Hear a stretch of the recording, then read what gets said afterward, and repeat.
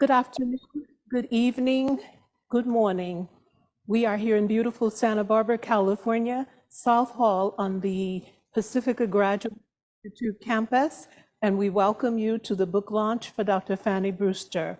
Thank you for joining us today, and we have some gremlins in the Zoom land, which is not unheard or unusual. Those who have been using Zoom know that this happens.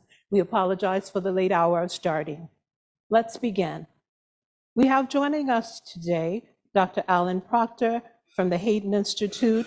He is the Executive Director of the Hayden Institute, Spiritual Director, and a Presbyterian minister. Alan works with others to explore questions of identity, relationships, vocation, and meaning using dream work, the Myers-Briggs Type Indicator, meditation practices, and creation spirituality. Welcome, Alan Proctor. Harry Keith is the Guild for Spiritual Guidance, which offers a way for spiritual seekers wishing to journey in community and to consciously integrate the wisdom of depth psychology, mysticism, and cosmology. Programs include a 2-year intensive in spiritual formation, a 1-year supervision intensive for spiritual directors, and multiple offerings ranging in length from 3 days to a few hours. Our next panelist, Professor Andrew Samuels, representing publishers. Professor Samuels is one of the best-known figures internationally in the field of psychotherapy, Jungian analysis, relational psychology, and counseling, and in academic studies in those areas. His work is a blend of provocative and original together with the reliable and scholarly. His many books and papers figure prominently on lists in clinical and academic teaching. And our last panelist, Dr. Juliette Rhodey Brown, is the chairperson for the Depth Psychology, Integrative Therapy, and Healing Practices Doctoral Specialization Program here at Pacifica Graduate Institute. She has been teaching psychology in higher education venues for over 20 years. Good afternoon to our panel. We will pause here and start with Dr. Alan Proctor, who will have words, and then we will continue with our guest contributors. Dr. Proctor. Thank you, Diane. It's good to be here. I think my job is to perhaps introduce Dr. Brewster. I'm the director of the Hayden Institute, a school where we train spiritual directors and dream work facilitators in the Jungian mystical Christian tradition. And I am thrilled about this new book and eager for as many people as possible to learn from this book and its author. We're adding it to our reading list at Hayden. So for those of you who don't know her, Dr. Fanny Brewster, PhD, is a Jungian analyst in private practice in Philadelphia. She is a professor at Pacifica Graduate Institute and also teaches at the C.G. Jung Foundation of New York. And I'm proud to say she has recently joined the faculty at the Hayden Institute. In addition to her newest book, she is the author of The Racial Complex, a Jungian perspective on culture and race, Archetypal Grief, Slavery's Legacy of Intergenerational Child Loss, and African Americans and Jungian Psychology, Leaving the Shadows. Fanny is particularly interested in the transformational power of dream work, creativity, and active imagination in helping individuals and communities move toward individuation and wholeness. I truly do not understand where she finds the time and energy to write and publish and teach and work with individuals and lead sacred circles and still be genuinely and fully warm and funny and charming. She truly is a force of nature. But the focus today is her newest book, Race and the Unconscious, an Africanist depth psychology perspective on dreaming. Her previous 3 books each have broken new ground and been highly acclaimed, but I do believe this newest book could be her most important contribution yet. Because this book should be required reading not just for professionals in the world of analytical psychology, but for everyone who is on that intentional journey of individuation.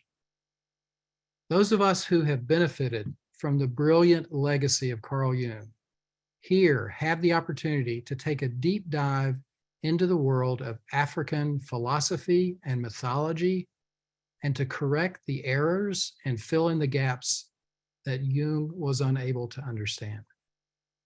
Dr. Brewster takes us into this world of African consciousness and feminine consciousness, taking advantage of all the most current scholarly research while simultaneously telling the stories and sharing the rich inner life and dreams of African American women. These stories and insights offer a healing balm for the wound of our Eurocentric blindness to the Africanist soul. In these pages, we are introduced to traditional African healing practices, to the importance of the physical body, and how these grounded, creative practices help us better understand our dreams. Those of us who benefit from Jung's legacy are still struggling with the 20th century assumptions that Africanist and indigenous people from around the world can be understood as primitives, which is meant, at least in one sense, uncivilized, unintelligent, ignorant. European and Christian cultural bigotry worked to erase ancient cosmological beliefs that supported ancestor reverence, healing traditions using dreams and divination, and spiritual practices that included the gods and goddesses. Yet another legacy of classical Jungian psychology and its understanding of the feminine is a view of women as weaker than men and dependent on men. Dr. Brewster's book helps us to bring analytical psychology into the 21st century by exploring pre-patriarchal culture that values women's consciousness and exposes Eurocentric bigotry for what it is. This is a very engaging read. So I hope that you will acquaint yourself with Fanny Brewster and her body of work and take every opportunity to listen to her presentations. And by all means, read this book.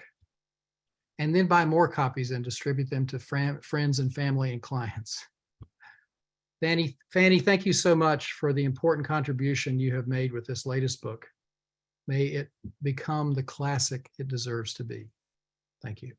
Thank you, Ellen. Thank you. Carrie Keith, good afternoon. I believe you would like to speak now. Fanny, you have given us such a gift in all of your writing. You have given a gift to the world in your writing. When I first met Fanny some 3 years ago, what really went right to my heart was her comment that no matter how much Jung had given to the world in helping us to recognize the importance of integrating our psyche with our spirituality and nature and cosmology. For many of us, we left Jung stuck back in the early 20th century. And Fanny said one of her desires was to help people move Jungian thought into the 21st century and not leave all of us stuck with, as Alan shared with you, some of Jung's misconceptions of the totality and wholeness of our humanity. Fanny has worked with the Guild for Spiritual Guidance on retreats. She is currently our consultant in the diversity as we grow the diversity of our 2-year integrated spiritual direction program. She is leading a dream group and working with us in our own dreams. She is a presence that touches even through Zoom.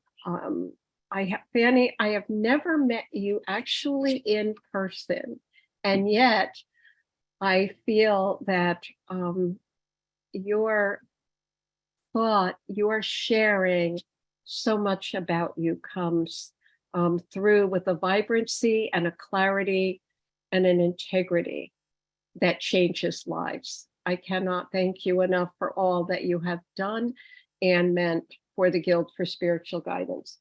Please, as Alan said, my friends, look at this gorgeous artwork if you haven't seen the cover of the book. I started reading Race and the Unconscious, and I couldn't put it down. Some may say, oh, from an Africanist perspective on dreaming, maybe that's not for me. This is for all of us. The Guild mission and vision centers on integration, integrating the all of us, our psyche, our spirituality, our cosmology, the all of us. And so it becomes essential for us to pay close attention to the work that Fanny has so generously given to us. I don't know how I could say any more, Fanny, except my deep, deep gratitude for all that you have shared with the Guild and with the world. Thank you. Thank you, Carrie. Thank you so much. Professor Samuels? Well, here in London, it's midnight, but I really wouldn't want to be anywhere else. I'm speaking initially on behalf of the publishers Routledge, that I believe most of you call Rutledge. I've been the Jungian consultant for them for nearly 40 years. I'm also going to speak, as Fanny knows, as a Jungian analyst, as a political and spiritual activist, and as a friend. The Jung editor at Routledge, Katie Randall, and I are exceptionally proud to have published 4 books by Fanny herself and a 5th co-written with Helen Morgan, a British Jungian analyst, called Racial Legacies. And now we have Race and the Unconscious, an Africanist depth psychology perspective on dreaming. Fanny may not want to hear the next word. Fanny, you are an authority. If you write this much and you speak as much as you do, and do it in the way that you do it, you become an authority, you become a leader, and it's not always a bundle of fun, is it? I'll divide my very brief remarks into 3 sections. I want to say something about problems of white allyship, specifically in professional life, stimulated on this occasion by reading the book. The second section will be a more Jungian part about how what is archetypal isn't always universal. And thirdly, I can't resist saying something on working and playing with Fanny. White allyship is bedeviled by a huge range of problems to do with liberalism. It can lead to an idealization of what is perceived as other. In Fanny's case, I think there is a danger of a projection onto her, and certain others actually, of a kind of savior role for Jungian analysis, and specifically Jungian analysis in the United States. I don't know now how many African-American Jungian analysts there are. I think about 6. For much of Fanny's career, there have been 3. This is within a community of several hundred. It's deeply, deeply shocking. And I don't think that the Jungian professional world and activities such as spiritual direction, which take a Jungian path, I don't think that Fanny should be left with this savior role. In fact, I know she's seen through it. It's something that can only be addressed on a collective community level. And I think it's a tremendous mistake to let an individual carry too much. Another problem, perhaps more better known, is that people like me try to speak for people like Fanny. This really has to stop. We're not needed.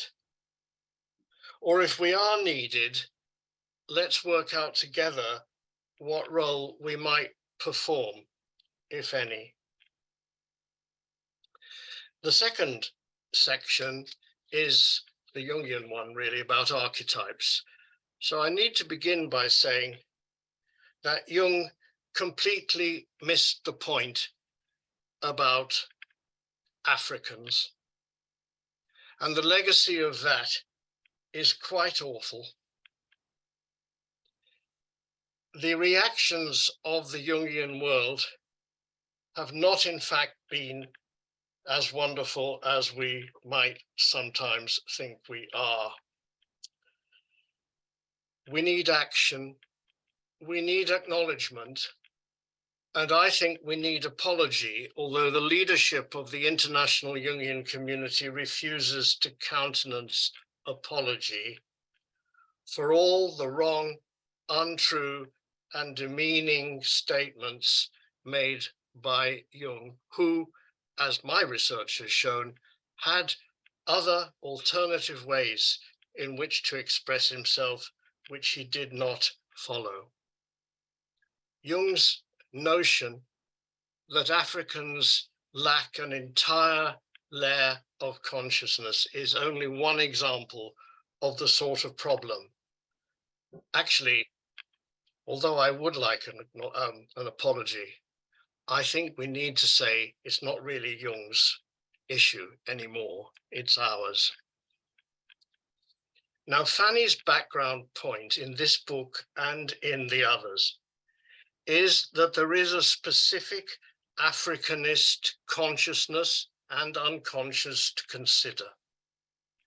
These have their own perspectives, ideals, and above all, history, focusing in particular on slavery.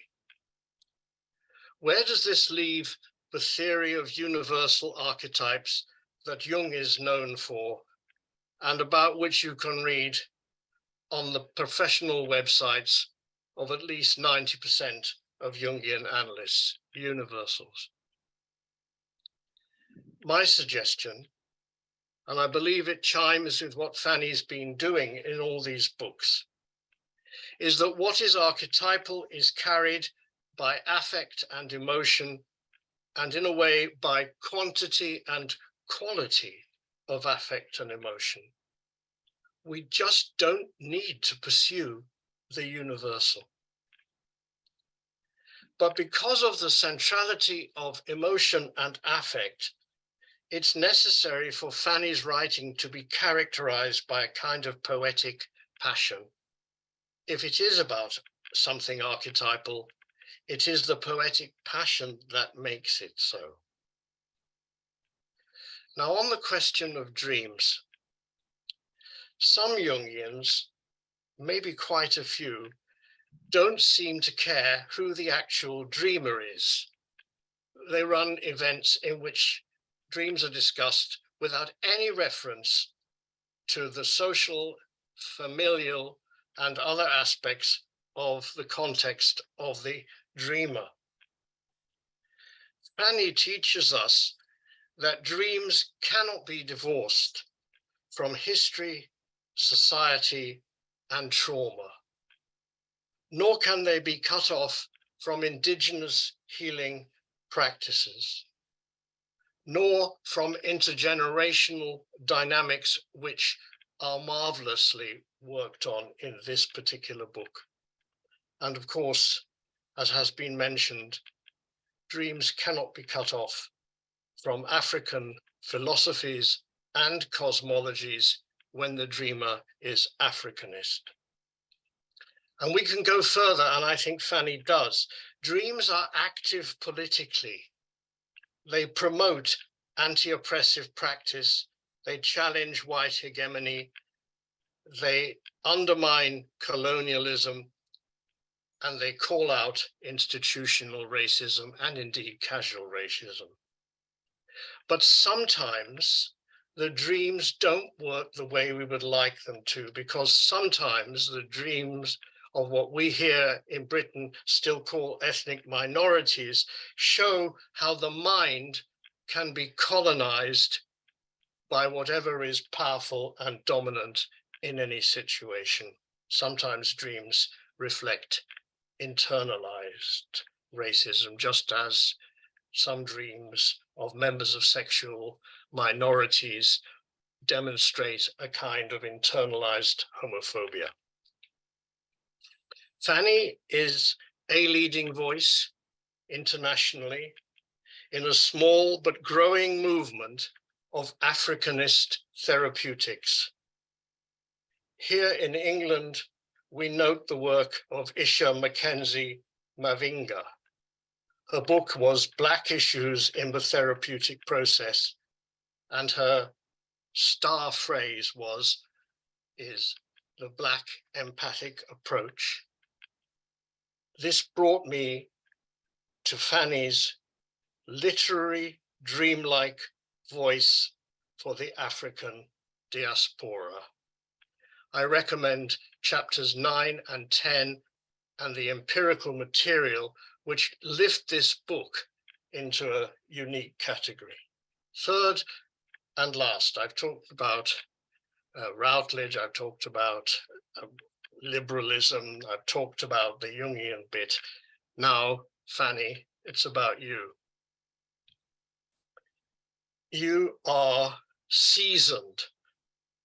It's a word that can mean a great many things. I mean, it doesn't mean to me that somebody's put salt and pepper on you, but it does have a rich resonance for me, because one mustn't forget the hard physical work, years of it, sitting at your desk writing these books, perspiration as well as inspiration.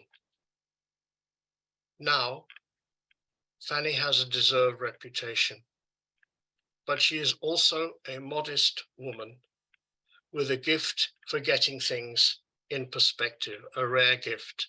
I'll conclude with telling you a story. This is the story of Fanny's knee. Fanny is laughing, yes. In 2018, we had a path-breaking conference in London, which looked into racial issues. Fanny was the star speaker. At the end of the conference, due to the amateurish setup in this large room that we had rented, Fanny fell off the stage. She fell actually between the stage and the back wall of the room. She really hurt her knee. She had to go to hospital. She could have destroyed the organizations putting this on if she had chosen to sue. We had no insurance, but she didn't. This is a mark of this woman. She's a dear friend to me and to many others.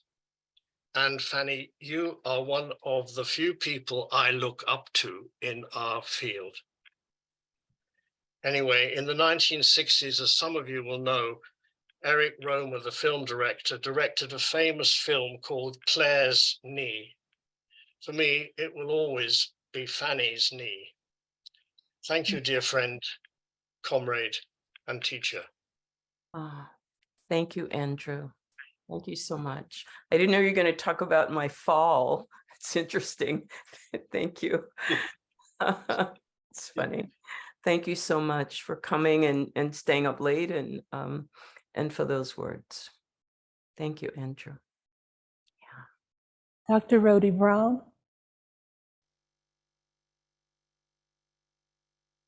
Yes, thank you. I apologize for my video not working on this laptop.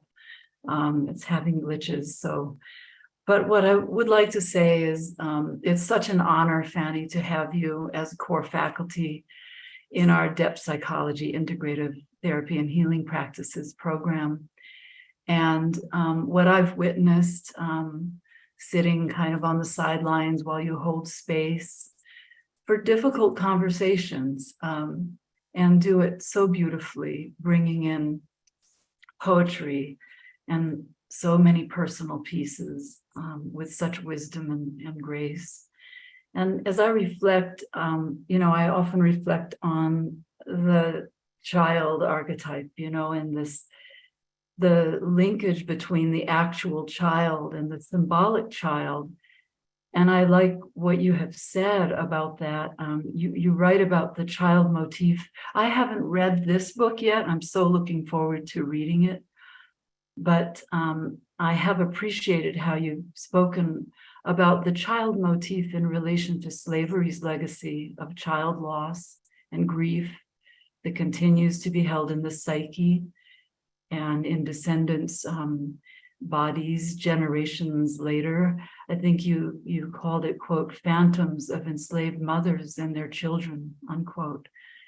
And how you speak about how the loss of the child empirically and symbolically is a quote, again, I'm quoting from your other book, a premise of archetypal grief.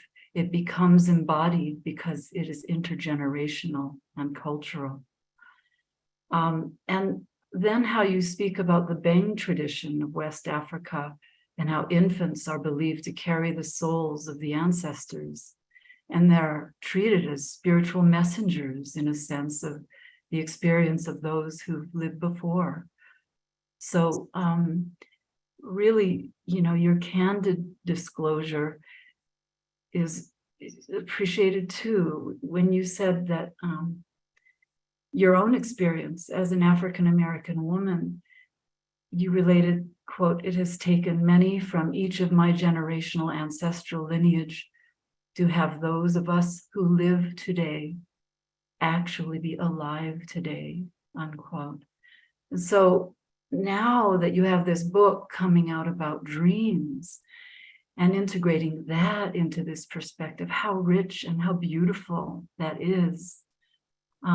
Combining the personal, the archetypal in this relationship with, I'm looking at as really the divine child within, and how you're bringing this into the Jungian community, and not just the Jungian community, because we know that these ripple effects in this kind of fractal way branch out, blossom out into wider communities. So I appreciate you. I know that our students, our learners, everybody appreciates you, our faculty, and congratulations on this new book. Thank you so much, Juliet. Thank you. It's wonderful being in that department. It's really, yeah, it's really a great experience. Yeah, thank you. Thank you, one and all, to our panelists. I would now like to share with you our guest contributors. As most of you on Zoom know, Dr. Brewster is the beloved alum of Pacifica Graduate Institute. She serves on the board of the Pacifica Graduate Institute Alumni Association. It is our honor, along with the Hayden Institute and the Guild for Spiritual Guidance, to bring you this afternoon book launch. We have Dr. Kim Arrington. Dr. Arrington received her psychology doctorate in school clinical child psychology from Pace University in New York, New York. She earned a Master's of Arts degree in psychology from Hunter College of the City of New York in New York State. We have also Dr. Kirkland Vons, Clinical Director and Supervisor of the Gordon F. Dimmer School of Psychology at Delphi University. Dr. Catherine Meeks is Executive Director of Avison Jones Center for Racial Healing. Prior to the center's opening, she chaired its precursor, the Love Community Commission for Dismantling Racism for the Episcopal Diocese of Atlanta. A sought-after teacher and workshop leader, Catherine brings 4 decades of experience to the work of transforming the dismantling racism work in Atlanta. Dr. Ida Gonzalez, Jungian analyst in private practice in the San Francisco Bay Area, book endorser for Race and Unconscious. Andre Charles, founder and executive director, depth-oriented psychotherapist and life coach, Africanist Dreamwork Group participant, and Lisa Appleberry, Africanist Dreamwork Group participant. We will have remarks from this group, beginning with Dr. Kim Arrington. Dr. Arrington. Good evening. It's evening here where I am. Thank you so much for inviting me to participate in celebrating this book and celebrating Fanny. I also want to, in the spirit of African traditions, kind of mentally pour a libation for your grandmother, Rebecca, who inspired you to write this book. For me, it's not just the launch of a book, but a bit of a revolution of thought. Because as far as I'm concerned, this is a game-changing book. So it's very exciting for me, and I believe it's exciting for our profession as psychologists, as psychoanalytic psychologists. I was nurtured early in my career by members of the Association of Black Psychologists, affectionately known as ABPSI, an organization so near and dear to me. It was there that I developed a very rich knowledge of African philosophy and the influence it has and had on our lives as African Americans. However, as I became more interested in psychoanalysis, let's just say there was not as much space for that in that group. So I believe that their concern was that adopting European frameworks like psychoanalysis, were not psychologically healthy for Black people. And to a large degree, that was true. But I craved an integration of these things. So what we have in this work, I feel, is a demonstration that these two worlds can coexist, that they do coexist. I always thought it was a ridiculous dichotomy to separate African philosophy from psychoanalysis. So this or that, we live in a world where there's so much this or that, I'm this or that. It's an easier way to get through life, but it's so much richer if we can be this and that. Somebody spoke earlier about integration. Thank you for breaking open and forcing us to hold space as we read the book and see where these ideas can live comfortably and with integrity. Thank you so much. Thank you so much, Kim. Thank you for being here, and thank you for those words, and with that focus on integration, integration of so many different parts of ourselves, and how we put our ideas together. And because it's very Jungian, but it's very Catholic, it's very universal, to be able to hold as much as we can, and thank you for that. Yeah. Dr. Meeks.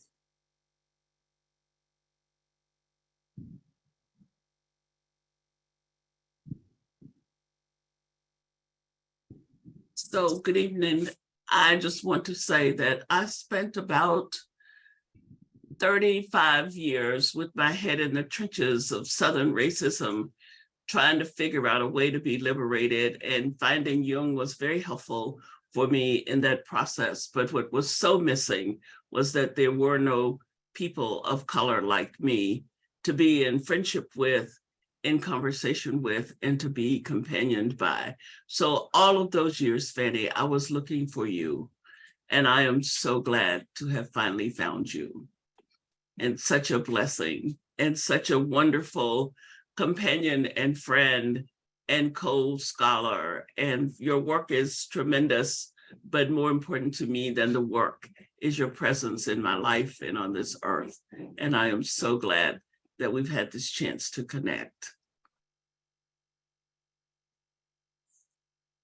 Thank you, Catherine. I mirror all those words back to you. Yeah, Yeah. with love and affection. Thank you. Yes. Andre Charles.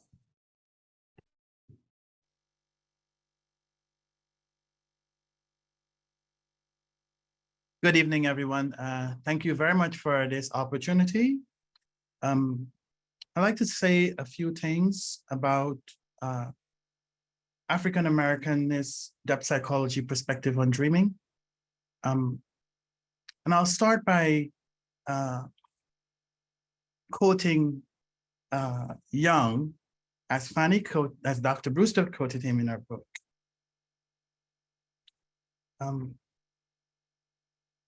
She says that Young himself has stated in speaking of his dreams and the guidance he gets from them that, quote, "I am as primitive as any nigger, because I do not know." This is quite interesting to have this placed at the introduction of the book to help us to remember that Young himself was admitting his own primivity. And while depth psychology and Jungian psychology can be a space for liberating and building consciousness, his work has really made a lot of errors and prevented most people of color from benefiting from it. So Dr. Brewster, this book, Race and the Unconscious, an Africanist depth psychology perspective on dreaming, is needed, is required, and I see a lot that is being offered in the book or argued in the book in the dream work that I do with my patients here in New York, my private practice. I had the opportunity to be in the Africanist dream group in 2021, 22, where we were fortunate to be with you, to dream with you, to discuss our dreams, and to see the themes, the images that are centered to the Africanist culture and perspective. This is not known in other spaces. And for me, it was a wonderful opportunity to be there and to experience it. What I notice in my work with patients, and these patients are from various types of backgrounds and ethnicity. What I notice is that there's a lot of racial content in the dreams coming from both Black and African-American peoples, people from the diaspora, as well as Caucasian patients that I have. One dream, or a little bit of it I'll talk about, is this dream. It's a Caucasian man who has a Black wife and children, mixed race children.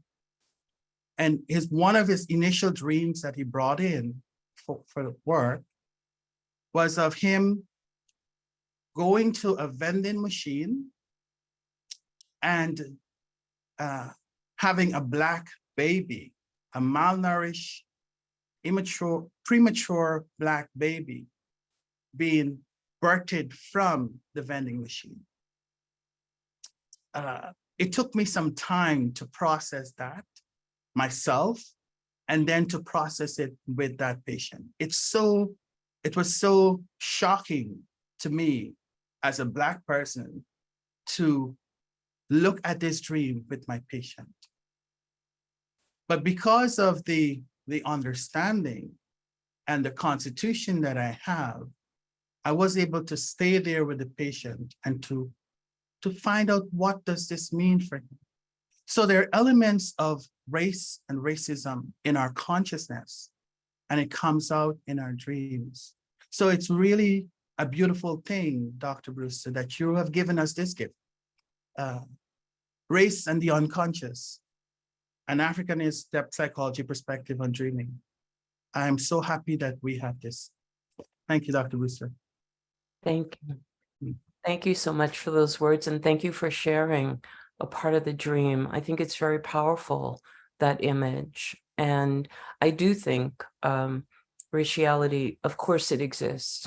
And I think we're really fortunate to be able to work, to do the work, the dream work, and to connect with these images.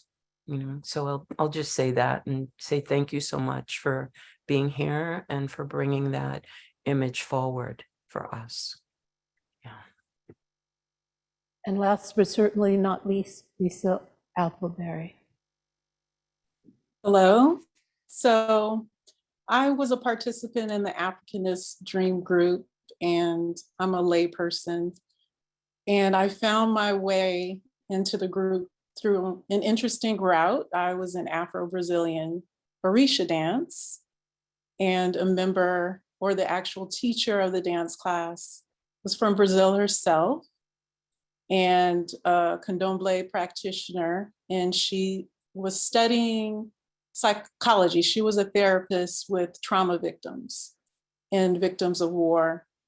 And she mentioned Dr. Brewster in one of Dr. Brewster's earlier books, and something in my soul cried out in terms of this is something that I've been seeking on my own journey of healing, because to be quite honest, I had done a lot of contemplation about our need to be within the white gaze and have white validation.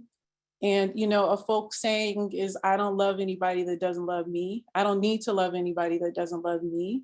And encountering some of the racist statements in Jungian psychology, other psychology, it just seemed not necessary to try to force my way into those spaces in this day and age, when so much has been taught, so much has been learned, and there seemed to be so much openings for other races, other spiritual traditions. When you think of, you know, going back to the 1800s and in the early 20th century, the Theosophy movement, the embrace of Sufism, the embrace of, you know, Hinduism, all of these other traditions have been embraced and also influenced Jung and other people who have developed, you know, different therapies, different modalities of healing.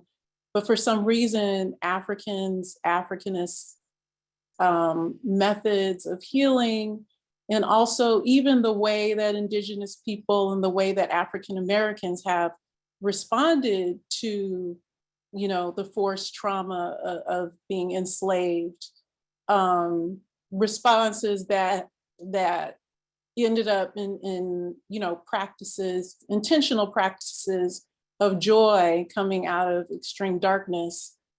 I just did not see a need to try to force my way into a space where I did not feel welcome. And it's very interesting because it's something that has been a constant presence in my life. My mother was one of the only students in the Master of studying social welfare in a master's program in 1969 at UCLA.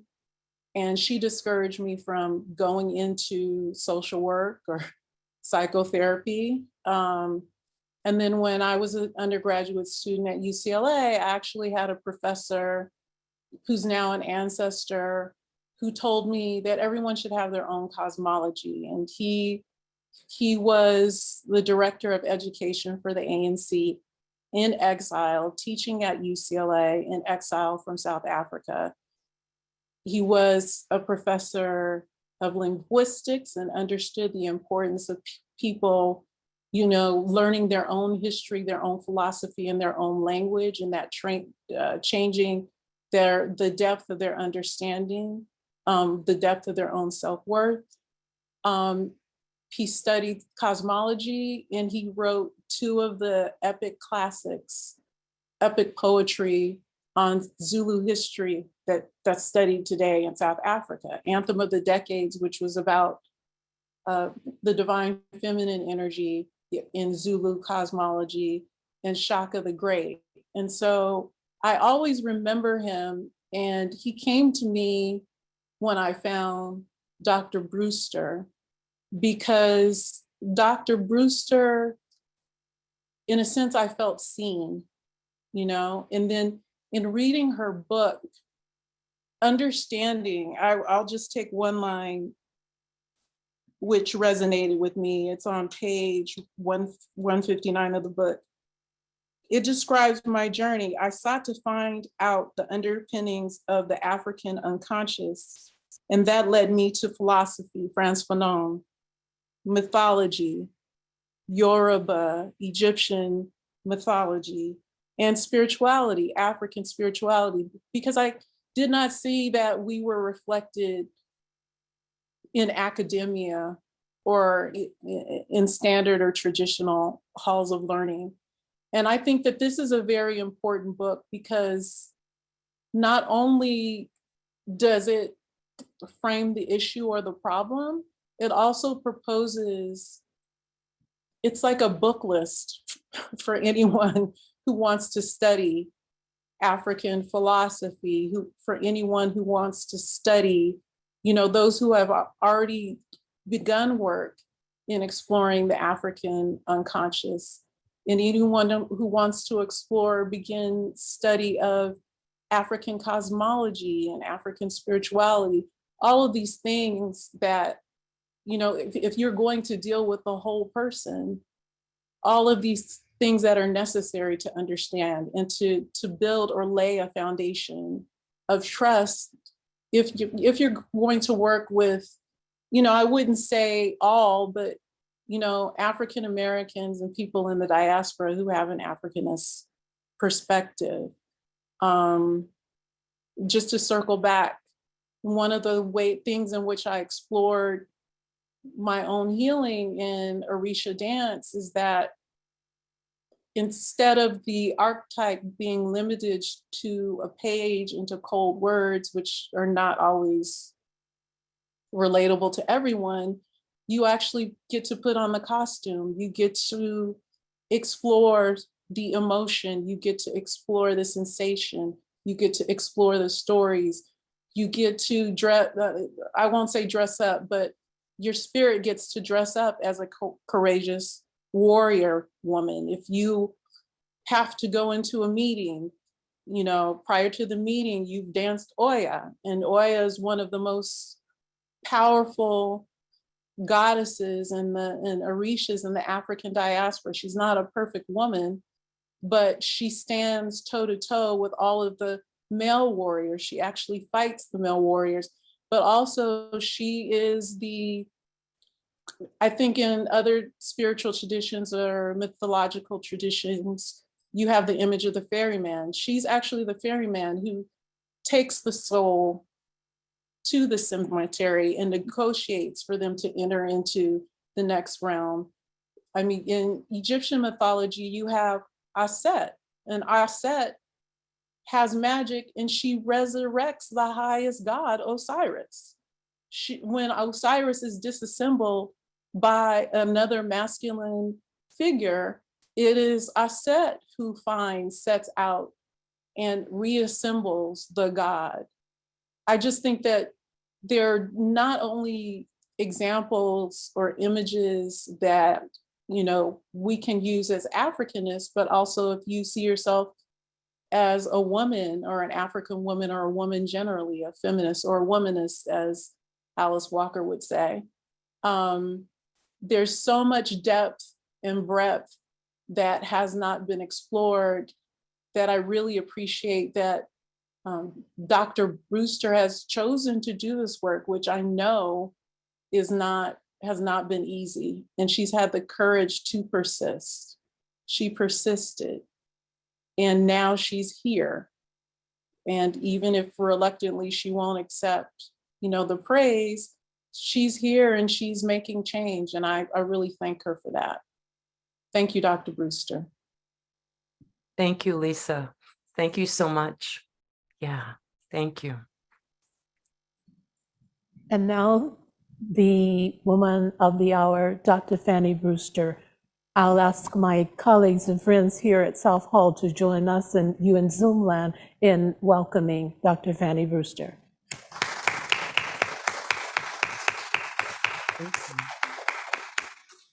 Thank you so much. I'm so glad that you're all here. I've had a relationship with most of you in different ways over the years. And it really, it's really heartwarming for me when I was talking to the editor, Katie at Rutledge, about, this book. I was, I don't know, I had no idea that I would be sitting here with you today in the Zoom room doing a book launch. This book actually developed from my dissertation and the dissertation that I completed at Pacifica. And when I first began my dissertation, when I first went to Pacifica, I had no idea that this is the result of that beginning journey. And as I began the process of working on the dissertation, it changed a bit. And I realized that this was what I needed to write about. I really wanted to write about dreams. And I came to Pacifica to study dreams. It's what someone had said to me. I was working as a speech language pathologist at the time. And I was talking to a colleague one day, and she said, well, I said to her, I said, I wish I could study dreams, and I really want to do dream work. I wish I could do it every day, and she said, well, she said, I know a place where you can go and do that and study about dreams. And that place actually wound up being Pacifica. So coming to Pacifica was a really, was an amazing experience. And I know that every place has shadow, mine, yours, everything, the collective. Shadow exists with the light, right? So everything wasn't always wonderful at Pacifica. And yet I think it helped to set me on a path that includes the publication of this book, right? And led me on a path to become a Jungian analyst, which I had no idea. I didn't even know what a Jungian analyst was when I started at Pacifica, honestly, had no idea, right? And so I think that there are ways in which you have the calling. Jungian's always talking about the call, right? And there was a call. And I think that because I believe that the divine has this way of whispering to us and telling us, this is the journey, and you can take it or you can leave it. If you take it, then there's more, I'll use the word power. There's more joy. There's more engagement within yourself, where you can wake up in the morning. And I wake up in the morning, I read Rumi. There's this book called The Daily Rumi Reader. And so I'll wake up and I'll turn to whatever the page is, the poem is for the day. So there's just this way of being that following the divine allows one to have that. And I feel like my life has been rich in that way. There are ways in which it's been kind of crappy and I'm not going to talk about those ways today. And hard, of course, because we all suffer, we know that. And yet there has been such an experience of beauty that I discovered within myself, even as I looked at the bookshelves in the library and in the bookstore at Pacifica and saw the absence of books about Africanist dreaming. And I said to the bookstore guy, who's now the librarian at Pacifica, Mark, I said, where are these books? Why don't we have these books on the bookshelf, you know? And he said, well, we don't have them. And I said, okay, something inside of me said, well, we need them, right? And so now I feel like I get to make a contribution to the library at Pacifica with this book. And it's a good feeling. I have to own that. My ego owns that. I think my spirit owns that. Because I'm beginning to understand that, you know, and I think Andrew can speak to this quite a bit, you know, that, you know, like it's not just about me. It's not about me, right? It's about all the other people on the planet, in the world, who want to grow in consciousness, you know, who want to deepen their lives and their experiences of who they are. And so anyway, I just want to wind up saying I'm really grateful that you all came. I don't know what time it is. I want to try to be conscious of that. I know we got a late start. I want to read a little bit. I probably won't read as much as I was going to from the book, but I want to start off with a poem from Good Woman Poems and a Memoir by Lucille Clifton. It's a short poem. It's called The Poet. I beg my bones to be good, but they keep clicking music, and I spin in the center of myself, a foolish, frightful woman, moving my skin against the wind and tap dancing for my life. Lucille Clifton, right? Okay, I'm going to read another poem. This poem I wrote, it's from the book Race in the Unconscious. Ogun Adajo. Ogun will be the judge. In the forest, the trees stop echoing the drum. Silence sits on our ears, our tongues. For days we listen, our children fuss, our wives prepare more food for Ososi, ask more of our ancestors, increase their prayers to Ogun. Does he still listen? Fallen leaves lay in silence, prepare for the footsteps of strangers we know will come. The elders have also fallen silent. Those who choose prepare to leave, to abandon this forest land of our fathers. We move as branches swayed by the breath of approaching death. The red sky lowers herself, trees bend, their tops touch the forest floor. Ogun Adajo. Ogun will be the judge. So when I was working on what eventually became this book and my dissertation, starting from my dissertation, I would go to the library in Brooklyn College. After I left Pacifica, I went to back to New York City, and I spent a lot of time doing the research in the library there. And a lot of what I was reading from anthropologists and the missionaries, it was very hard for me to take it in, to see the painful way in which Africans had been described and looked at in the writings of these individuals who had a colonist perspective on African people. And it was really heartbreaking. in different ways. So I would go home at night after leaving the library, after doing this research.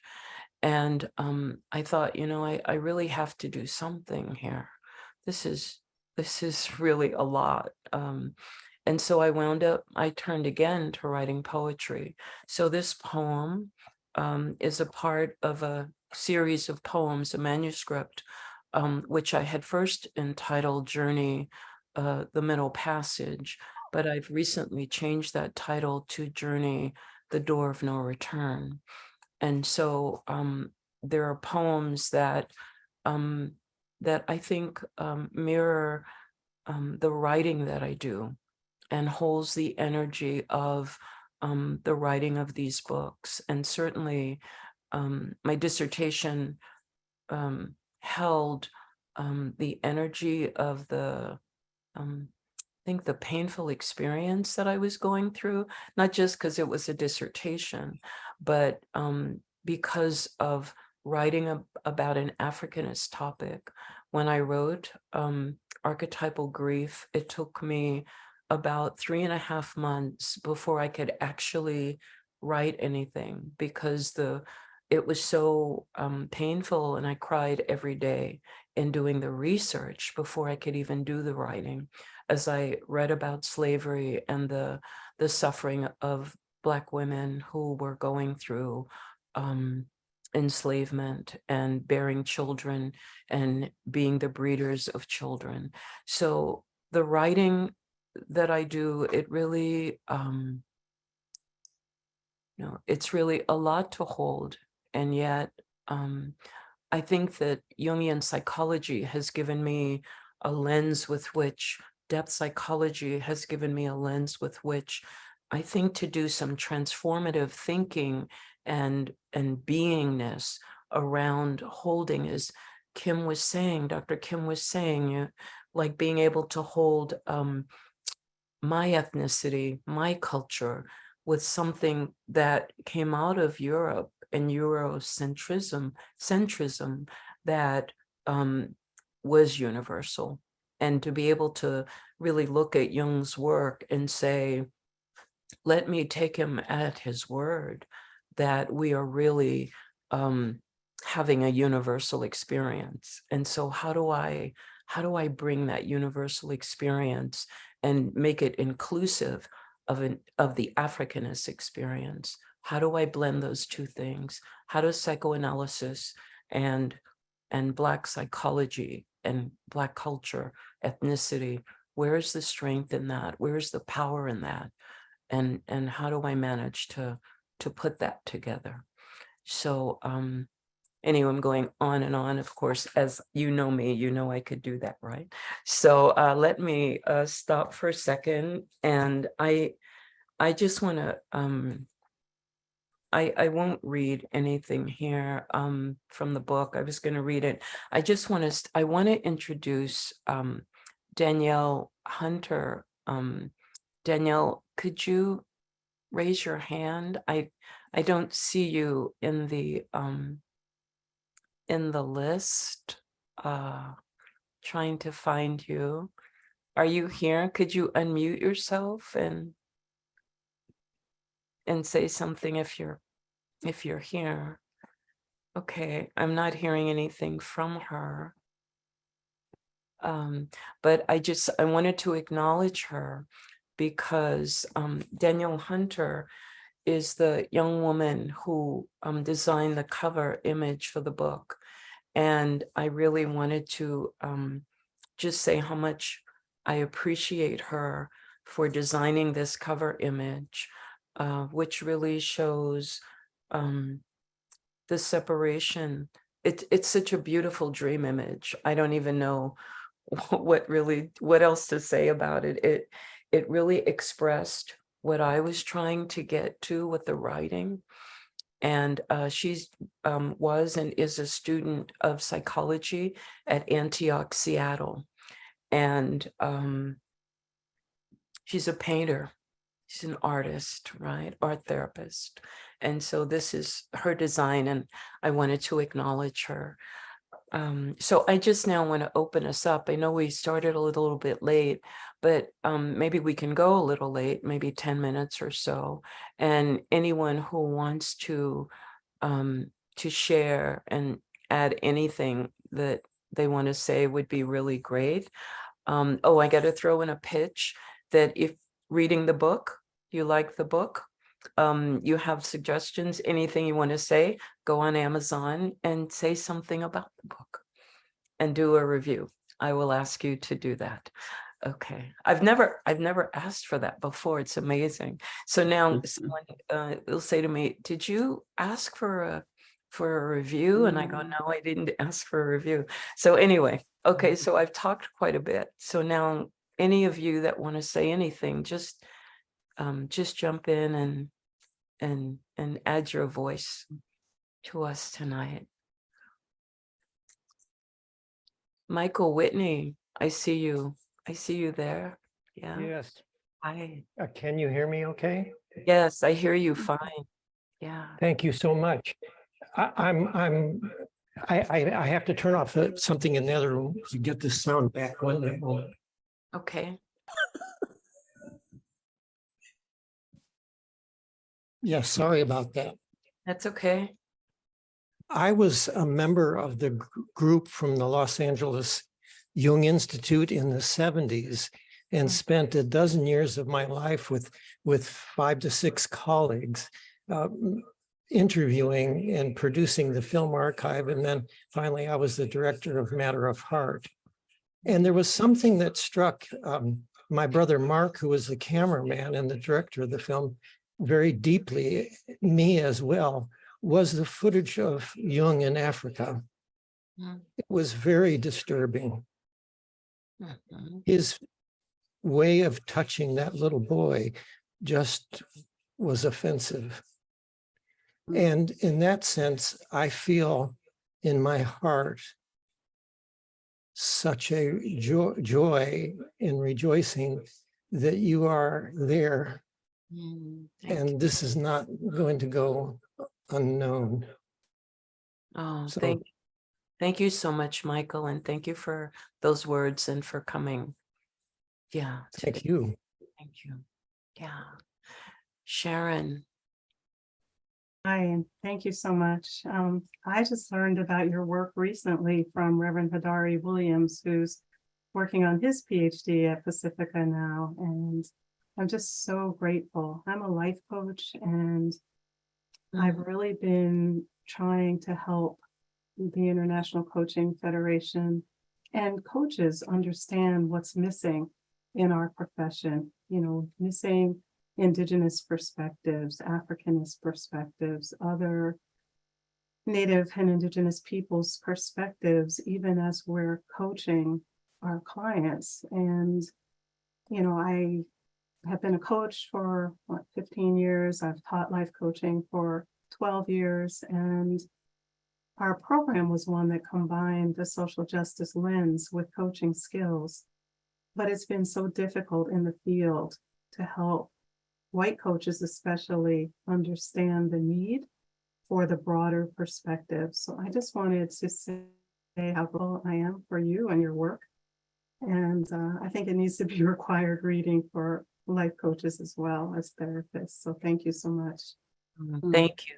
Thank you, Sharon. Thank you for those words. Encouragement. Yeah. Samantha Adams. Good evening. So lovely to hear you say Samantha. I know, because I always call you Sam, right? You do, as does everybody else. I'm currently experimenting with Samantha. It's so lovely to be here, to hear the love that people are expressing for you, for your work, Dr. Fanny, and I feel very honored to be a member of one of your sacred circles. I'm a drama therapist, and I really just wanted to add my voice, literally, to the love and to give thanks to you, Dr. Fanny. I find it very difficult to talk about you without the tears being present as they are now in my heart. But I am going to offer these words because I think one of the things that you do so well is to give us all the ability, Black women particularly, to come home to ourselves, to come home. And I feel that very, very strongly. And so I want to offer 2 lines of a song for you that you do. Home,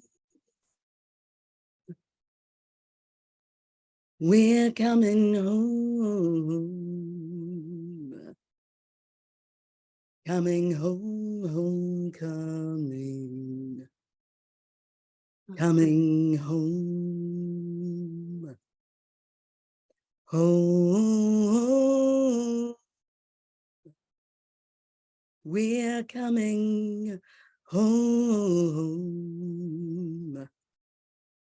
coming home, homecoming. We're coming home. Thank you, Dr. Fanny. Thank you, Sam. Thank you. Thank you.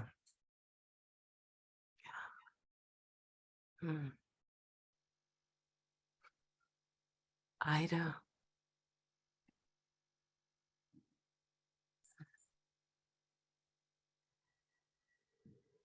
Hi, Fanny. Hi, Ida. And I just felt that this ritual I felt the piece of the libation to be said somehow, to include all ancestors who are here together today to embrace every one of us in this celebration, right? I felt that all our ancestors should be here, like enjoying this festival today of your amazing piece of work, Fanny. This is a pretty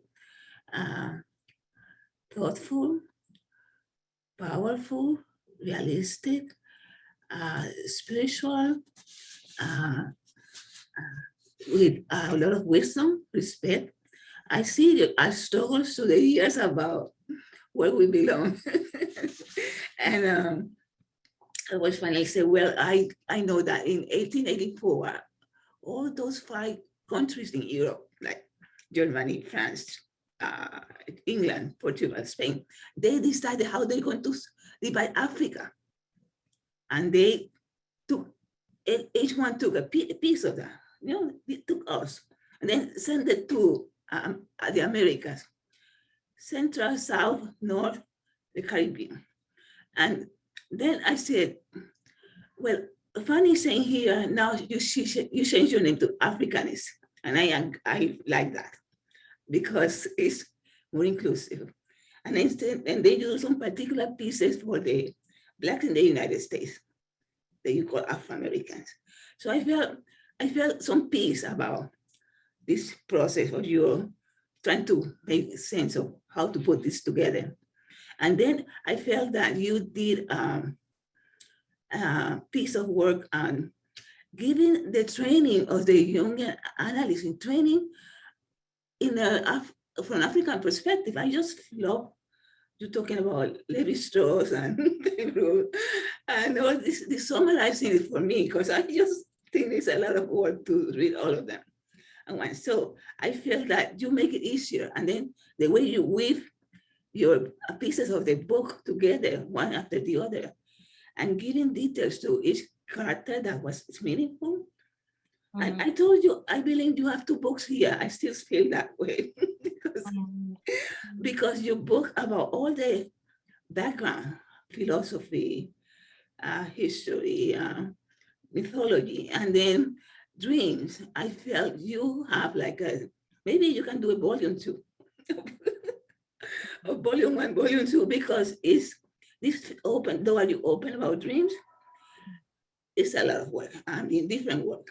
I've been like, I taught a course last November on the Institute of Psychotherapy, and I created something that I believe, I call it Afrocentricity, the shadow of the Western world. And I try to describe how to train. The idea was to train Black therapists from an African perspective. So I did my research. I did a little publication that's private publication, but I felt that the reason that we are not being able to put this together is because we have to put the place of the other. And I do that experiment in the group of students, and it was difficult, but it was meaningful. And eventually, the dreams they brought were like, there was a lot of processing and learning to that. So as you write about the way you visualize the dream work, I said, well, I have to go and study something again here. And I've been studying and studying again what we learn, because I found it's not real, you know. And the story that the Greeks took all the African knowledge and claimed that it was theirs. I mean, this, all these things that talk Socrates, Aristotle now, those are African thoughts. And so I felt that we have to do something to change this. So I value your input in being seriously entering all these areas that are really well done. I saw also your energy and your music and your Oshun there. So and I could see that energy, like when something was very hard to digest, then there's some music and some poems. Then you come personal, you put I said you enjoy writing this book, even though it's a lot of work. And I feel that because it's created with love, I think when we read it, we receive that energy too. So I want to leave you with a question. Because I'm studying, going to be a child analyst at the San Francisco Institute. And that's why I see my name was put as analyst from the Institute of San Francisco and an analyst from Boston. But anyway, but I felt that I read this story it's a real story.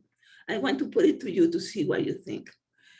Okay, Ida, I'm going to stop you because I'm trying to be conscientious of the time, you know, and I know we started a little bit late, but we can talk and you could ask me in the one-to-one. Is that, yeah? Okay, I want you to share this with you, yeah. And thank you so much, Fanny. And I want to thank you. No, I want to thank you for endorsing the book and for reading it and for your wonderful feedback that you gave me about the writing. So I do appreciate you. And let's just talk and then I could answer the question. Yeah? Yeah, okay. It's wonderful to see you. Yeah, nice to see you again. Yeah. Okay, thank you. Yeah.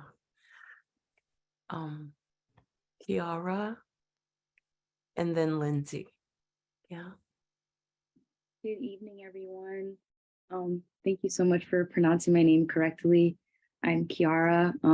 I'll keep it brief, but to start off, I just want to acknowledge and say thank you to all the elders who are present in this space, to the ancestors who walk with us, those known and unknown. I just think it's important to acknowledge that. Just thank you all for being here. Dr. Brewster, I actually came across your work fairly recently.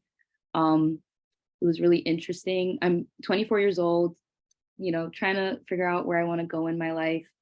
And I had this weird realization a couple weeks ago that something that I know I want to explore in the many paths that I will take is the concept of Black imagination.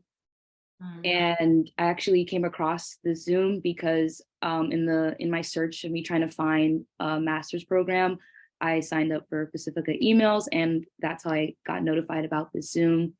It is interesting living in my experience as a Black femme and trying to find a master's program that ties in concepts of the Afro diaspora experience and philosophy and psychology. And it's extremely hard to find, extremely rare to find for you to meet all those criterias. But what was really beautiful was when I came to the realization of, you know, I do really want to explore Black imagination, whatever that's going to mean for me in the future. It's almost like something heard me, because then the next day I got an email that was showing the Zoom, and I've been watching a few videos, I've been researching your books, and like I just felt my heart just expand, because it's like, oh wow, like there's a person already who has been paving this way. I know that whatever it is I'm going to do in my life, it hasn't been created yet, but Dr. Brewster, I just want to really express my gratitude, because it's, I don't know if you understand, like I feel like you do, I feel like you probably generally do grasp, but like really, like it's so beautiful, like how us just existing and us trying to fulfill a certain purpose, the seeds that we plant, like we are kind of like mushrooms, we spread spores in ways that we don't know. I don't think you knew that you may have touched the heart of a young Afro-Caribbean first-generation woman in South Florida, but you really have, and you have brought like such a sense of clarity for me that I didn't know that you existed. I didn't know that this work was being done. So it is miraculous though, like, I guess just the magic of existence, that I went from one day not knowing to the next day having my eyes opened up. So yeah, I just want to say thank you, and that the work that you're creating, I'm hoping so, but I don't even have to hope. I know it's going to live on for a very long time. So just, yeah, just thank you. Thank you. Thank you so much for those words. Thank you.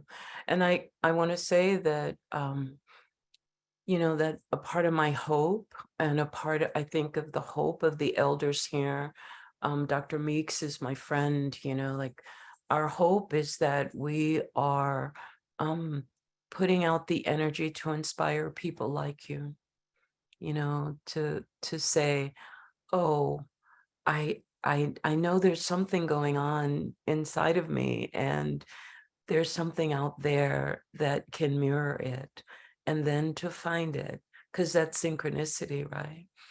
That's synchronicity. So thank you. Thank you for coming tonight and sharing what you did. And I'll maybe see you again. Yeah.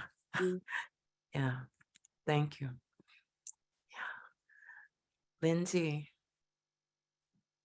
Hi, Dr. Brewster. I just want to say how grateful I am for you, because when I first was introduced to your work, I had no idea that I would actually have the honor and privilege of sitting in your classroom and learning from you and experiencing not just your academic wisdom, but the embodiment and the presence of how you live your work, and how that impacts all of us as students. And so when this book came out, I was very excited. And as we've been talking tonight, I was looking at the cover, and what it shows me is that this is kind of how I hold the role that you've played in my life, because as an Africanist woman, which I am so grateful for, even just having the name, the identity to hold and to hold me. When I look at my research and look at the path ahead, it can feel like that field of how much work there is to rebalance, reclaim, restore my own ancestral legacy, my own ancestral greatness, my own ancestral contribution to psychospiritual healing. And then there's someone like you whose work just kind of opens the veil and shows a path to a safe place. And so I thank you for being a safe place, for me as a student, and I am thankful for how your work has allowed not just myself, but others to have the courage and the confidence to step into this field, and to feel that we can, that we have something to build, and also to hold and to turn back to and to reference, and all of the many, many years that you've put into creating this path, right? Creating this path so that we can walk a little more solidly, a little more safely, and with a bit more ease. So thank you so much. Thank you. Thank you, Lindsay. Thank you. Nick? Thank you and congratulations, Dr. Brewster, on your book. And I also wanted to just say thank you to everyone else who shared little snippets of their own story. I learned from each and every one of you, so I just wanted to share that as well.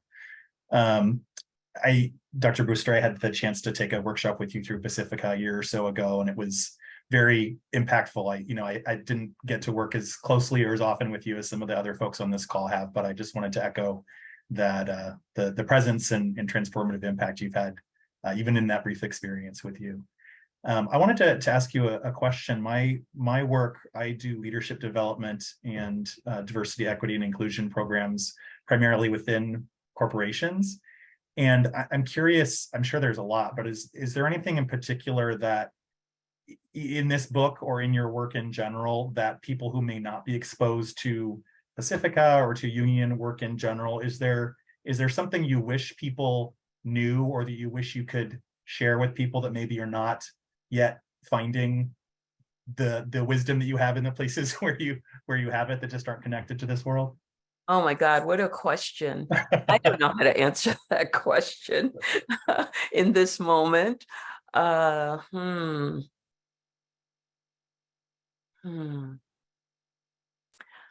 I always think it starts from inside, and it's something that, like I said, I looked at the bookshelves and they were empty. So I tend to go and look at shadow first, right? Like what's the shadow? Like what's the thing over there that doesn't feel right? My intuitive self, right? Like what's not working here, right? So that's the place I go to first, and then just allow Psyche, the divine spirit, to guide me from there. So that's, I don't know if that's a good enough answer, but Well, there's no right answer. I appreciate that. Thank you. yeah, you can always contact me if you want to follow up. Yeah, I'm willing to do that with you, Nick. Okay. Thank you so much. You're welcome. Thank you for coming tonight. You're a surprise guest. I didn't know you were going to be here. Thank you for showing up. Yeah. Happy to be here. Thank you. Oh yeah, you're welcome.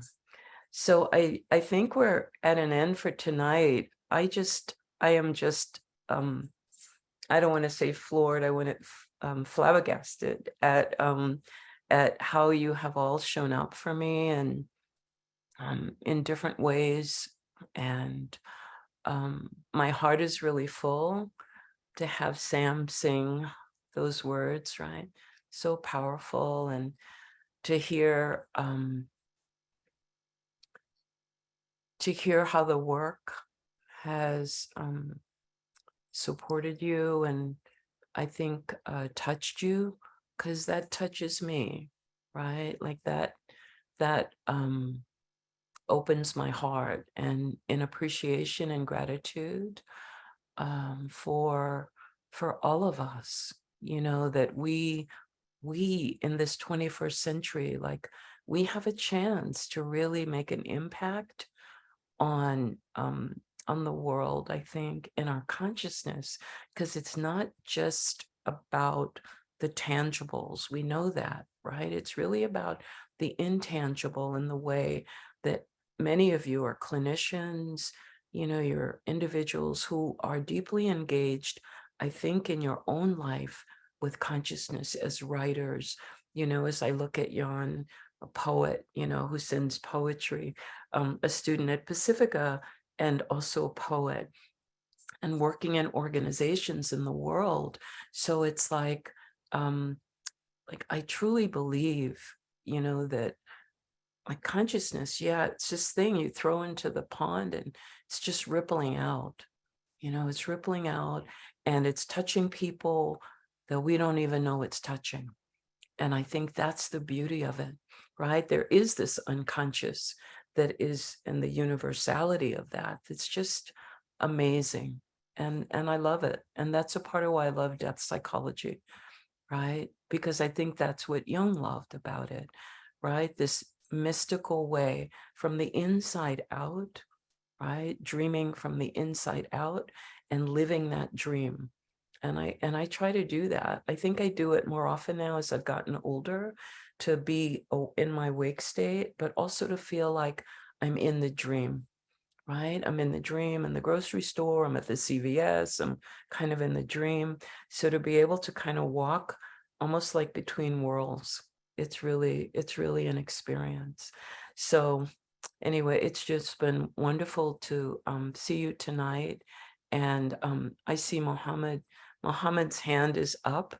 Mohammed, very quickly, I want to invite you to say something, and then we're going to say goodnight to each other. No, I'm speechless, and I just wanted to say I see a lot of folks that we are familiar with here, and just to tell you thanks for inviting us to the Sankofa African Village Square. It's been powerful. I just want to say how much I appreciate being here, hearing the comments from Dr. Arrington, from Lisa, from Andrew, and from others. And it's just like you created this day to invite us to this special Village Square conversation, and I just wanted to sit with it, and I just want to tell you thanks. That's all I wanted to say. I'm just trying to collect all of the wonderful things and see where I'm going to sow the seeds later. But thank you so much, because it's important. Because you give us the chance to embrace the Sankofa for us of African descended people here, and this is very important. That's very powerful. So if you are able to do that, like I've always said to you, you're in this spiritual space where the ancestors have given you an important responsibility. And being a mother in the village, I can't say more. And I'm humbled just to have had the opportunity to spend time with you in the last year. Andrew talked about, when you had us in that space. Thank you so much. And I'm going to make sure that I read the book. Oh, thank you, Mohammed. Thank you. Okay. All right. So I appreciate all of you for staying and for your congratulations with the book. I don't know. I love it. I love that you're here. I love that you showed up for me. I love that you show up for the work. And I love that you show up in consciousness. It means everything. It means absolutely everything. So I want to thank those of you contributors, especially to my book, Dr. Meeks, Dr. Arrington, Dr. Gonzalez, who gave their words in support of my book as endorsers, and to those of you who share your love and attention and appreciation of me in so many different ways. So thank you so much, and wishing you well, and hopefully I'll see you again somewhere at some time, maybe in dreams, right? Maybe in our dreams. All right, thank you. So Thank you, Dr. Brewster. And thank you to all who have joined us, our audience here at South Hall, and all of you. We wish you a good evening.